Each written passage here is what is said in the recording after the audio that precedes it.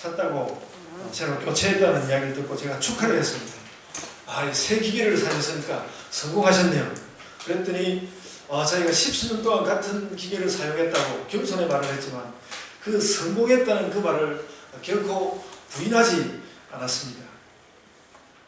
그 성공했다는 그 말 한마디를 누구에게선가 정말 듣고 싶었던 것 같은 그런 느낌을 받았습니다. 그래서 제가 순간적으로 느꼈습니다. 우리는 얼마나 성공하고 싶은 것인가? 우리는 얼마나 성공하고 싶은 것인가? 여러분도 모두 성공하시길 바랍니다. 모두 성공하시길 바랍니다. 아멘. 아멘. 크게 아멘 하셔야 크게 성공할 텐데 좀 작게 아멘 하시면 작게 성공하고. 여러분, 저도 누구에게인가 목사님 목회 성공하셨네요. 이 이야기를 너무너무 듣고 싶습니다. 너무너무 듣고 싶습니다. 제가 죽기 전에 이 소원을 이루고 제가 죽을 겁니다. 성공은 잘못하면 독약이 되기도 하지만 우리는 얼마나 성공하고 싶은 것인가? 얼마나 성공하고 싶은가? 독약도 좋으니까 성공 한번 해봤으면 그런 사람도 있지 않습니까? 그런 생각이 듭니다. 그런데 여러분, 그런 면에서 성공이라는 말보다도 균형 잡힌 말이 오늘 본문 가운데 보입니다. 오늘 본문 3절과 4절은 뭔가 이루기 위해서 노력하는 사람들의 마음을 그대로 드러내 보여주는 한 세트의 질문과 답을 우리에게 드러냅니다. 보여줍니다. 3절을 보면 제가 그 부분만 딱 이렇게 3절에 뭐라고 했는가 하면 내가 무엇을 할까? 주인이 너를 그만두라고 하니까 내가 무엇을 할까? 근데 이 말이 대단히 그 의미가 내가 무엇을 할까? 그랬고요. 그 4절에는 내가 할 것을 알았도다. 그렇게 나옵니다. 그냥 우리는 누가복음 16장 1절부터 9절 이 말씀을 읽을 때 어떤 부패한 청지기 이야기인 줄만 알았는데 그 한 세트의 문답은 정확하게 사람의 심중을 꿰뚫고 있습니다. 우리는 성공을 향해서 가고 있고 그리고 그 성공이 의미 있는 것이 되기를 얼마나 기대합니까? 바로 그 의미 있는 성공을 위해서 우리는 늘 자신에게 묻습니다. 내가 무엇을 할까? 내가 무엇을 할까? 제가 생각해 보니까 저도 막 태어나서 지금까지 오면서 내가 무엇을 할까? 이 질문을 수도 없이 하는 거죠. 수도 없이. 이 사람이 지금 그 질문을 합니다. 내가 무엇을 할까? 그래서 이것은 인생이 늘 놓지 않고 늘 쥐고 있는 인생 질문입니다. 물을 수밖에 없는 질문입니다. 그런데 불행하게도 이 질문에 대한 답이 늘 어렵습니다. 이 질문에 대한 답이 늘 어렵습니다. 또 답을 했다고 해서 그것으로 늘 성공하는 것도 아닙니다. 신속히 답하는 사람들은 신속히 실패하고 느리게 답하는 사람들은 느리게 실패하고 그런 일도 우리 가운데는 우리 주변에 너무 많습니다. 삶의 활동을 하나씩 내놓고 평가를 안 해서 그렇지 우리가 얼마나 많은 실패를 하는지 모릅니다. 그러면서 실패가 아닌 것처럼 자신을 가장하기도 하고 다른 사람이 실패했는데 그런 다른 사람의 실패를 모른 척 덮어주기도 하고 우리 그러면서 사는 것이죠. 그리고 신사적인 모습. 우리가 그렇게 하고 있는데 그럼 늘 실패의 느낌은 우리 뒤통수에 붙어 다니는 실패의 느낌은 우리 뒤통수에 붙어 다니는 것 같습니다. 그래서 이 실패했다는 그 느낌은 정말 우리의 큰 스트레스입니다.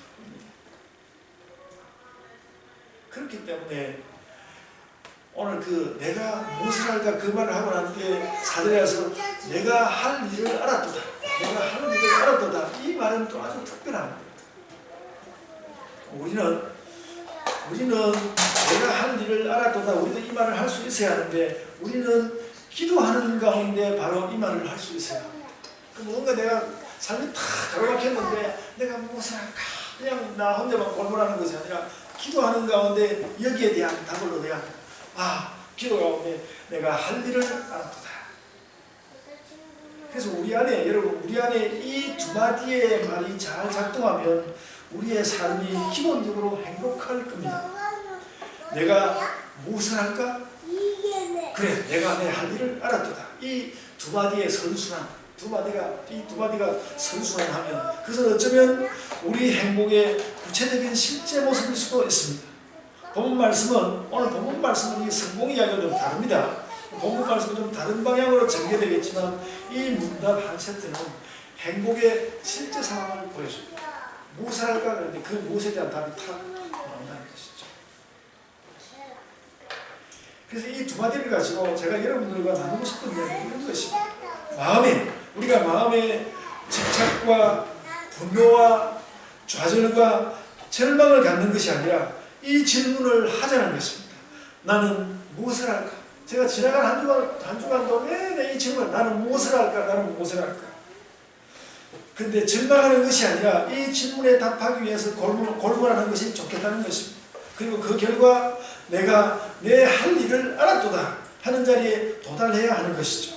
여러분, 제가 이걸 너무 단정적으로 말하려고 하지는 않습니다. 그러고 싶지는 않습니다만 우리 안에서 이 문답이 내가 무엇을 할까? 내가 할 일을 알았도다 이 문답이 잘 되지 않으면 끝내는 우리는 우리의 그 삶의 어려움이 우리를 점령해버릴 수도 있습니다. 그래서 어쩌면 이 질문과 답을 열심히 하지 않는 것이야말로 진정한 삶에서의 게으름이다. 이 질문을 자꾸 하지 않는 것은 삶에서 게으른 것이다. 저는 그렇게 말할 수 있다고 봅니다. 그래서 그 추측하게 가는 것이 아니라 우리는 꼭 필요한 때 이 질문과 답을 하여야 합니다. 고난도 감수하는 기독교인의 삶은, 우리 고난도 감수하지 않습니까? 고난도 감수하면서 가는 우리 기독교인의 삶은 이런 질문과 답을 통과함으로써 진보와 성공과 행복을 얻을 수 있습니다. 고난을 통과해서 오늘 본문에 나오는 이 사기꾼 아닙니까? 이 본문에 나오는 사기꾼 청지기조차 완전히 끝장나는, 주인에게 다 들켜가지고 끝장난 인생이 끝장났음에도 불구하고 그가 뭔가 내가 무엇을 할까 이래야 되겠다 그 자문자답의 능력으로 길을 얻는 것으로 보입니다. 뭔가 회생할 가능성을 얻는 것 같습니다. 주인에게 다 드러났지만 뭔가 명확하진 않지만 뭔가 된 것처럼 보입니다. 그래서 오늘 본문에 나온 이 청지기의 상황은 일반적인 상황보다 훨씬 더 무겁습니다. 굉장히 무겁습니다. 그냥 발전하기 위해서 무엇을 할까 묻는 것이 아니라 그 인생이 끝장나는 장면, 주인에게 모든 자기 그동안의 비리를 다 들켜버린 끝장나는 장면에서 이 물음이 나왔습니다. 그래서 이 본문의 주인공은 인생의 갈림길에 서 있습니다. 형편이 이렇습니다. 정직이는 원래 정직성이 생명이죠. 남의 재산을 자신의 것처럼 운영해서 손해가 없어야 하고 이익이 나는 것조차도 주인은 잘했어요. 그러면서 당연하게 여긴 것입니다. 그런데 오늘 본문 1절은 그 정직이가 정직하지 않다는 것이 폭로되었다고 말합니다. 주인의 소유를 낭비한다는 말이 들렸다는데 법률적인 용어로 말하자면 주인의 재산을 횡령한 것입니다. 정직이가 주인의 재산을 횡령하였습니다. 횡령한 재산을 헤프렸었다면 더 용서받을 수 없습니다. 횡령한 후에 그걸 가지고 사치한 것이죠. 현대의 흔한 투자 사기 사건, 투자 사기 해가지고 막 써버리고 없고 그런 사건들이 굉장히 많지 않았습니까? 그 현대의 흔한 그 사기 사건을 담았습니다. 그래서 이 사실이 분명하게 밝혀진다면 끝장입니다. 그런데 오늘 본문을 보면 이미 끝장났습니다. 오늘 본문 보면 이미 끝장났습니다. 2절을 보면 주인이 네가 보던 일을 셈하라 그렇게 말하고 있습니다. 이것은 계약관계의 종말을 말하는 것입니다. 이제 셈하고 끝내라. 그리고 그 셈한다는 것은 범죄 수사로 친다면 압수수색에 들어간 셈. 요즘 압수수색을 굉장히 많이 봤는데 압수수색에 들어간 셈. 그래서 그의 이 정직의 죄상은 이미 드러났고 주인은 이미 그 사실을 어느 정도 파악을 했고 압수수색을 통하여서 이 정직이를 더 주인은 압박해 올 것입니다. 그리고 상황이 정말 나쁜 것은 주인에게는 주인의 마음에는 이미 결론이 나 있다는 것입니다.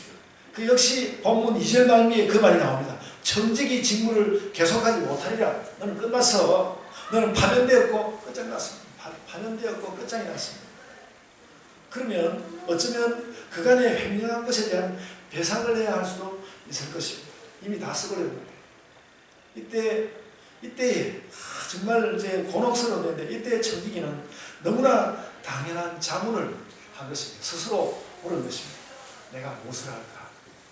아주 엄청난 공예에서 했는데 옆에서 했는데 내가 무엇을 할까?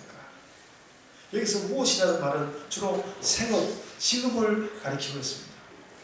생업 혹은 지구에 관한 질문이니까 이것도 인생에서 매우 큰 질문입니다. 큰 질문이고요. 그는 이 첫 직업이 아니고 얘네 살아오던 사람은 그 직업 첫 직업이 아니고 경력 직업으로서의 좁은 틈을 찾아야 합니다. 뒤를 이어서 나오는 말이 그 어려운 상황을 알려줍니다. 땅을 파자니 힘이 없고 비를 먹자니 부끄럽구나 이렇게 말하였습니다. 이 청지기에게 가능한 직업은 세 가지가 있어요. 세 가지가 있는데요. 첫째는 이미 하던 청지기를 하는 것이고 또 하나는 힘쓰는 일을 하는 것이고 세 번째는 후원을 해서 먹고 사는 것이고 이 거지도 직업으로 칠 수 있겠죠. 세 가지 직업을 가질 수 있다는 말이죠. 처절하게 현실적입니다. 그런데 청지기가 그 세 가지 직업을 다 생각을 해보니까 자기는 이 세 가지 중에 한 가지도 할 수 없다는 것이죠. 이게 굉장히 어려운 상황입니다. 청지기는 주인이 하게 해줘야 하는 것인데 주인이 그만두라고 했습니다. 힘쓰는 노동은 힘이 없어서 못합니다. 빌어먹는 것은 부끄러워서 못합니다. 아무것도 할 수 없습니다. 뭔가를 할 수 있어야 하는데 여러 가지 그의 생애 조건이 그의 길을 가로막고 있습니다. 낭패를 만난 거 아닙니다. 내가 무엇을 할까? 그래서 내가 무엇을 할까 물음을 묻긴 했는데 이 물음조차도 난관에 빠졌습니다. 스스로 악을 행한 것이기는 하지만 어쨌든 그는 역점에 처했습니다. 지금만 없어지는 문제가 아니라 자신의 미래가 무너져버리는 일이거든요. 우리들도 이런 일을 겪습니다. 저도 이 비슷한 느낌을 가졌던 시기가 있었습니다.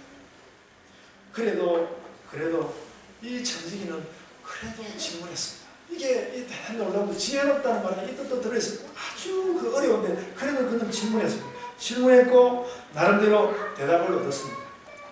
내가 할 일을 알았다.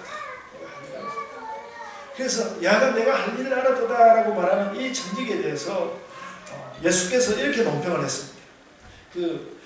9절에 그 말씀하는데 이 세대의 아들들이 8절에 나오는 이 세대의 아들들이 자기 세대에 있어서는 빛의 아들들보다 더 지혜로움이니라. 야는 지혜롭다고 하였습니다. 인생을 걸어야 하는 문제들에 대해서 이 세상도 나름 지혜를 가졌다는 것이죠. 지혜 가졌어. 세상 사람은 다 지혜를 가지고 있어. 진짜 길이 없는 것 같은데 길을 찾아낸다는 것입니다. 지혜가 있다. 이 청지기도 그랬습니다. 여러분, 이 청지기가 장문하여서 얻은 대답의 내용이 무엇입니까? 이거 아주 어이가 없는 내용입니다. 자기 주인에게 빚진 사람들을 하나하나 불러다가 사문서 위조를 하는 것이죠. 공문서는 아니고 사문서 위조를 하는 것이죠. 죄가 하나 더 늘어났습니다. 이미 횡령했고요. 이미 횡령했고 사문서 위조. 나중에 이렇게 수사가 이렇게 깊이 들어오면 완전히 꼼짝 못하게 사문서 위조했습니다. 주인이 이것도 알아채기도 했습니다. 사문서 위조. 그리고 이 도모를 완성시킨다면 그것은 횡령을 다른 사람들과 공모한 것이 될 것입니다. 그래서 아마 이 일에 대해서 주인이 그냥 보통 사람이라면 가중처벌을 할 것입니다. 너는 그냥 두면 안 되어서 죽여버리든지 완전히 감옥에 가도 다시 밝은 빛을 못 보게 하든지 그래야 할 것이다. 이렇게 할 수도 있을 것입니다. 여러분, 그런데 오늘 본문의 진정한 반전은 8절에 나옵니다. 주인은 이 사실을 알고 대노하는 것이 아니라 그가 지혜롭다고 하면서 칭찬합니다. 우리가 살면서 이런 사람들만 만나서 얼마나 좋을까? 이런 사람을 만나면 얼마나 좋을까? 이런 사람을 만나서 얼마나 좋을까? 공경에서 툭 꺼져버리지 않고 청지기는 사력을 다해서 길을 찾았습니다. 물론 이런 것까지 다 성경이라는 책이 이런 것까지 다 고려하는 책이라서 그렇기는 합니다. 그리고 또 이 말씀하시는 분이 예수님이라서 그렇기는 합니다. 그런데 그가 답을 찾기 위해서 사력을 다했습니다. 성경이 인간의 삶을 바라보는 매우 독특한 관점입니다. 분명히 잘못하고 죄를 더 지었는데도 지혜롭다 이런 말을 해. 저는 성경의 말씀을 제가 지난주에는 가슴이 철렁철렁한다고 그랬는데 이 사기꾼을 보고 지혜롭다 이렇게 성경이 이렇게 말하는 거 보면서 정말 그 성경을 보면서 너무너무 기분이 좋았어요. 성경은 이런 것도 지혜롭다고 하네. 너무 기분이 좋았습니다. 그래서 주인이 이 옳지 않은 청지기가 못된 청지기가 이를 지혜롭게 하였으므로 칭찬하였으니 이렇게 말했습니다. 그래서 예수님은 이런 떨거지 같은 인간을 지혜롭다고 하나 그런 생각이 우리에게 일어날 수 있습니다. 그러나 적어도 청지기는 자신의 상황이 무엇인지 정확히 알아챘고 여전히 다시 한번 주인을 속이는 것이기는 하지만 아무 방법이 없는데 죽을 힘을 다해서 살 길을 찾았습니다. 여러분, 아직도 이거 궁극적인 말은 아닙니다만 이 살 길을 찾는다는 것이 얼마나 중요합니까? 살 길을 찾는다는 것이 얼마나 중요합니까? 우리가 이 땅에 살기 위해서 태어났으니까 이 땅에서 살 길을 찾는 것은 그 기본이 지혜. 살 길을 찾아냈다는 것은 지혜. 선하지 않아도 지혜롭긴 하다. 원래 지혜로운 것은 원래는 좋은 지혜는 선한 것도 가지고 있어야 하는데 이 선하지 않아도 지혜롭긴 하다. 지금 이 사람은 그렇습니다. 이 청지기는 그렇습니다. 역시 8절 말씀 그대로 이 세대의 아들들이 가진 지혜. 그러니까 세상 사람들도 나름대로 그 지혜를 동원해가지고 그 사람 함께 그냥 노력하는 것을 예수께서 잘 보여주고 있고 예수께서 거기에 대해서 굉장히 짠한 마음을 가지고 그들을 칭찬하고 싶은 마음으로 예수님 보고 있습니다. 그러니까 예수님이 이 세상을 향해서 그렇게 절대적으로 대하시는 분이 아니라는 것이죠. 지혜롭긴 하다. 여러분. 그래서 우리가 성경대로 산다고 우리도 막 이러면 그러면 우리도 이런 일을 저지르고 다녀야 되겠구나. 막 지혜하는 예수님이 막 지혜롭다니까 우리도 지혜를 저지르고 다녀야 되겠구나. 그렇게 하면 큰일 납니다. 횡령, 사문서적으로 걸려가지고 벌금, 가혹행 등을 면치 못할 것입니다.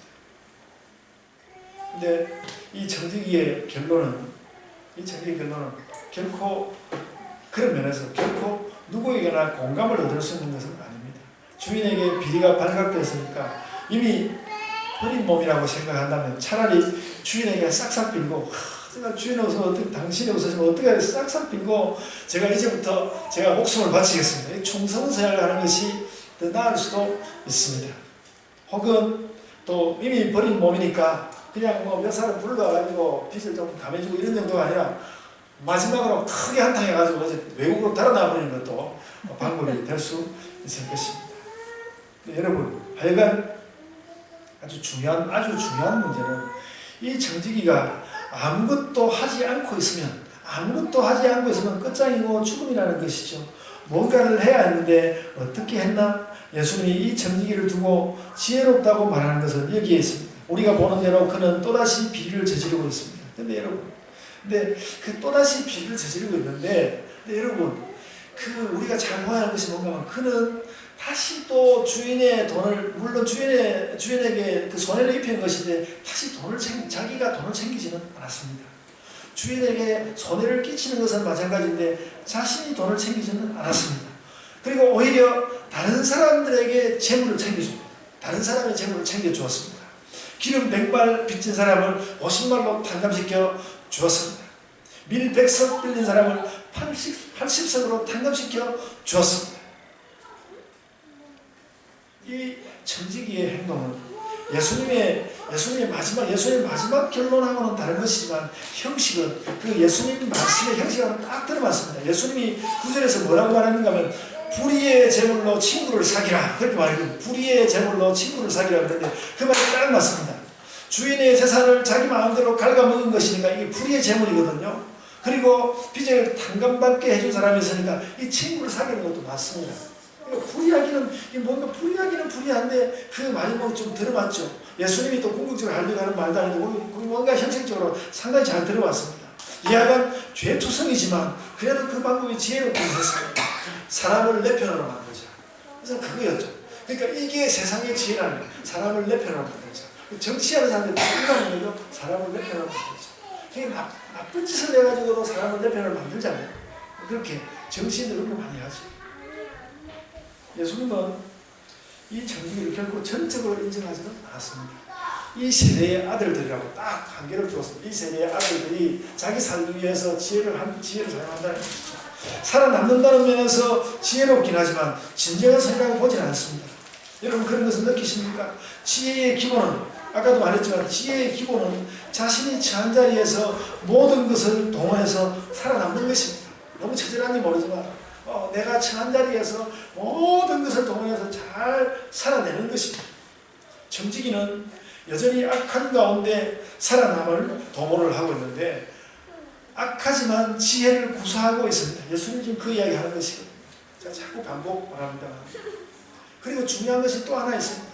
지금 살아남기 위해서 선악을 가리지 않고 그가 이 정직이가 최후의 발악을 하고 있는데 바로 그 최악의 상황에서 이 사람은 자기가 돈을 취하지 않고 사람을 취했습니다. 돈을 취하지 않고 사람을 취했습니다. 예수님의 이야기는 무엇입니까? 세상도 이런 지혜를 구사한다. 세상도 아주 극단적인 어려움이 다가올 때 지혜를 동원해가지고 돈을 취하는 것이 아니라 사람을 구하는, 사람을 취하는 이런 지혜를 구사한다는 것입니다.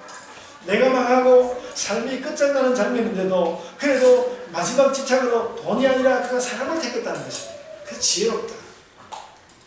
세상살이에서는 돈도 취하고 사람도 취하면 좋겠죠. 그런데 이 정직이는 너무너무 그런 거 다 할 수 없는 위기를 맞아서 과감하게 돈은 포기하고 사람을 취했습니다. 그러면 나중에 그들이 나를 도와주리라 하고 성경 말씀에서 내용하고 있습니다.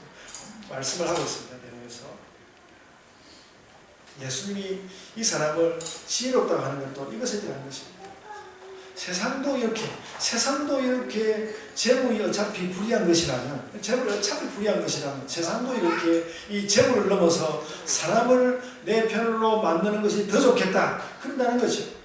정말 드물게 보는 예수님의 일단 기본적으로 예수님의 이 세상 처세술 이야기입니다. 예수님이 이렇게 처세하라는 것은 아닌데 처세술에 관해서 예수님 깨닫고 있는 것이죠. 재산이 어차피 불의하다면 재산에 매달리지 말고 재산이 어차피 불의한 것이라면 재산에 매달리지 말고 사람을 취해라. 세상 사람으로 예수께서 가르쳐주는 것이라고 말할 수도 있습니다. 근데 오늘 말씀의 주인공은 이미 아주 선량한 도덕 같은 것은 포기하였습니다. 어차피 나쁜 짓은 하기로 마음먹었지만 나쁜 짓을 하더라도 이제는 돈보다는 사람을 챙겨야 되겠다. 사람이 얼마나 중요합니다. 사람을 챙겨야 되겠다.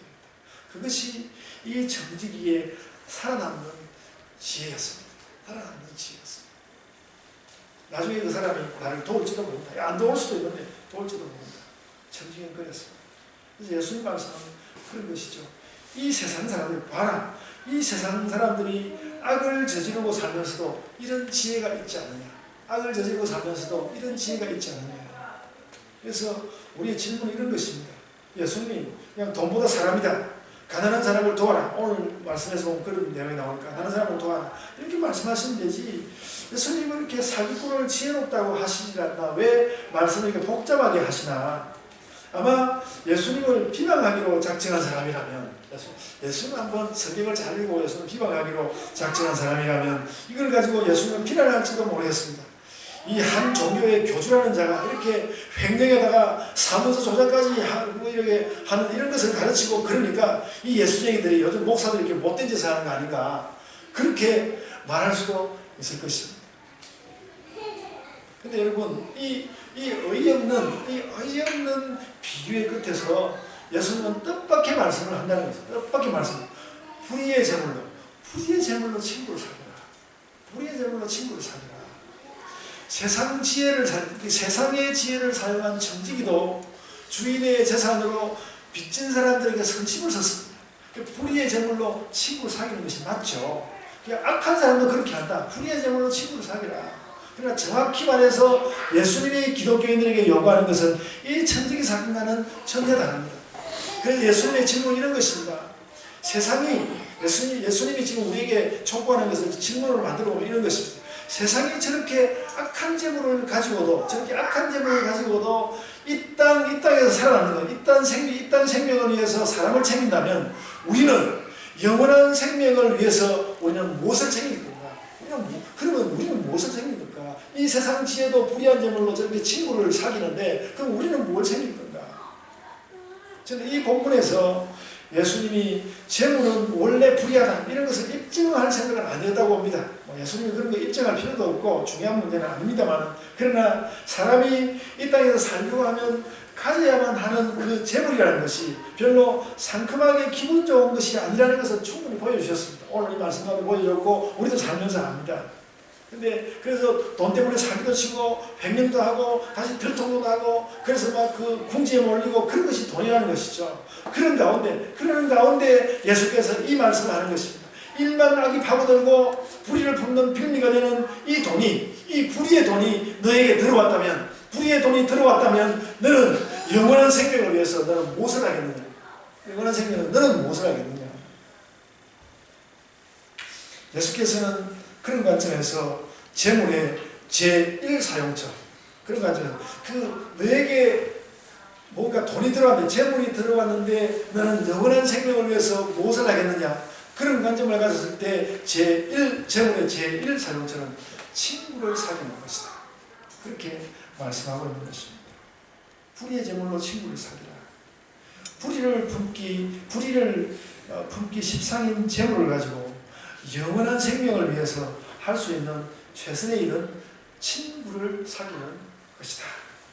이 말씀은 유명하게 세상의 특성도 보여주고 신자의 자세도 보여줍니다. 기독교인도 세상에 사는 것이니까 살기 위해서는 불의의 재료가 될 수 있는 그 재물이 있어야만 하는데, 우리 돈이 있어야 하거든요.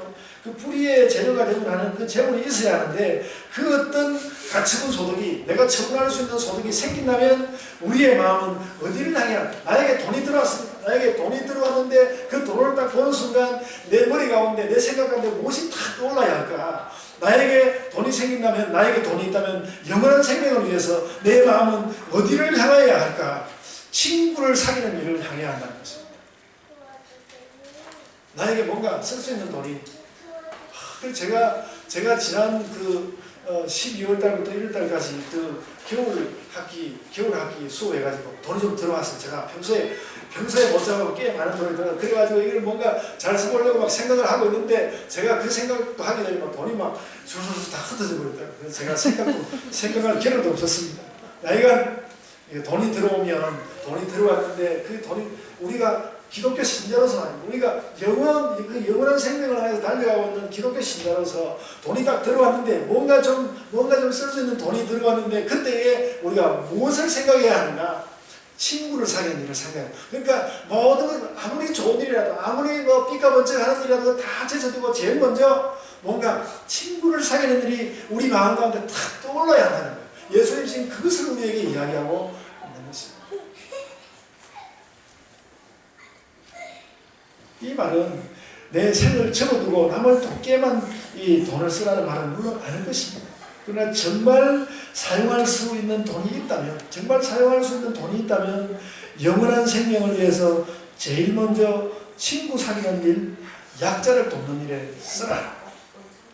이것이 천국 가는 길이라고 예수님 가르치고 있습니다. 여러분, 그래서 제가 여러분, 아마도 돈을 사용하는 일에 대하여서